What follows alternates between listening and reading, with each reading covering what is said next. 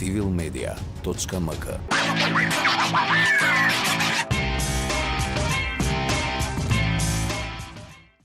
Ново издание на кратки нозе на Цивил Медија. Добре дојдовте.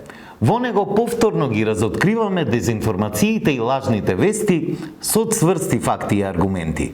Во оваа епизода разоткриваме невистина за бесплатниот јавен превоз од кандидатката за градоначалник на Скопје Данела Арсовска. Ке зборуваме и за дезинформации за куповната моќ на граѓаните, како и за тоа кој го изгласал проектот Скопје 2014. Бидете со нас, тргнуваме веднаш. Тргнаа предизборните каравани во кои кандидатите ветуваат се и се што во обид да ги придобијат гласачите да гласаат за нив. Деновиве во јавноста е актуелна идејата за бесплатен јавен превоз од кандидатката за градоначалник на град Скопје Данела Арсовска, за која таа на пресконференција на 29 септември изјави дека бил успешно реализиран во над 60 или конкретно 67 држави низ Европа. Успешно е реализирано во над 60 или конкретно 67 држави низ Европа. Ваквото тврдење не ја поминува ни елементарната проверка на факти, затоа што бројот на суверени држави во Европа е 44 според Обединетите нации, односно 50 држави или 51 држава, вклучително со последната Косово, ако ги сметаме тие што не се членки на Обединетите нации. Така што тврдењето на Арсовска за 67 држави што имаат бесплатен јавен превоз е и математички невозможно. Освен тоа, воглавно се работи за проекти кои функционираат во одделни градови, а не во цели држави. Но не е само Арсовска која во предизборието ќе изнесе неостварливи ветувања или пак невистини. За жал, по тоа станаа предпознатливи предизборијата кај нас.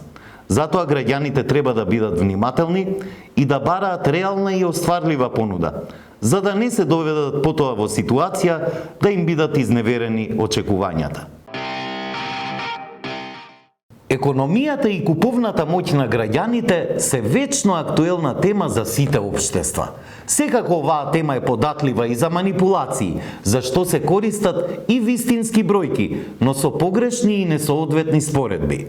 Таков е примерот со твитот на Џорџ Вашингтон од Македонија, кој вели дека денес со 28.540 денари просечна плата, граѓанинот може да купи 732 литри плин или 391 литар бензин, а во мај 2020 година можел да купи 1100 литри плин или 544 литри бензин. Просечната плата се зголемува, а куповната моќ се намалува, се констатира во објавата која минатата недела беше меѓу најпопуларните 30 твитови, со дури 93 ретвита и 329 допаѓања.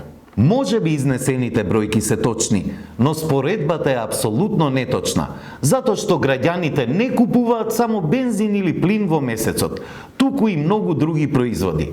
Далеку посоодветна споредба за ова е споредбата на платите со потрошувачката кошничка, а таму бројките говорат за раст на куповната моќ на граѓаните. Во јуни 2017 година биле потребни 3,22 минимални плати за покривање на една потрошувачка кошничка, а во јуни 2021 оваа година потребни се 2,25 минимални плати. Што можеме да заклучиме? Факт е дека има раст на цените на бензините или на лебот, например, но исто така е факт дека има раст на минималната плата и просечната плата, како и на куповната моќ на граѓаните.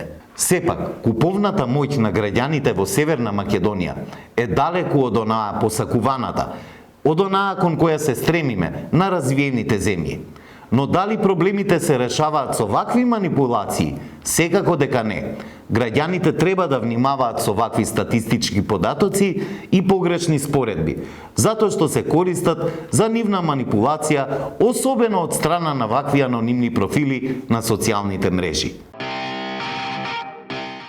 Во пресрет на локалните избори, проектот Скопје 2014, кој ги чинеше граѓаните стотици милиони евра, повторно е предмет на дебата во јавноста. Во овие кратки нозе зборуваме за невистинитото тврдење од кандидатката за градоначалник на општина Центар, Наташа Котлар, која во гостување на телевизија Сител рече дека Скопје 2014 е изгласан од представниците на сегашната позиција. И да не заборавиме, тој проект па и не беше на претходната власт. Тој проект беше изгласан токму од представниците на сегашната позиција. Но Котлар заборава дека цела јавност е добро запознаена со тоа кој е автор на проектот Скопје 2014 и како беше реализиран овој проект. Оваа невистина детално и со аргументи ја разобличува Жарко Трајановски во анализа за Цивил медија. Одлуките за целиот проект се носеа на рати, главно во општина Центар и град Скопје, како и тогашното Министерство за култура. Изнесените тврдења се во целосна спротивност на многу изјави на тогашниот премиер Груевски, кој јавно кажуваше дека тој стои за целиот проект. Истакнува Трајановски, кој посочува дека за тоа постојат објави од тоа време, кои се уште стојат на сајтот на владата. Едно е сигурно, Скопје 2014 е наследство со кое никој не сака да се фали, ниту пак се гордее, дури ни партијата која што го изгради и направи овој проект. Може би е тоа некаква сатисфакција за граѓаните, во отсуство на справување со грдото наследство на овој проект, кое што се уште го оптоварува јавниот простор и архитектурата на град Скопје. Толку во овие кратки нозе.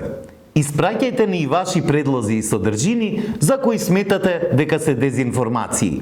Заедно со вас ќе трагаме по вистината. Се гледаме во наредната епизода.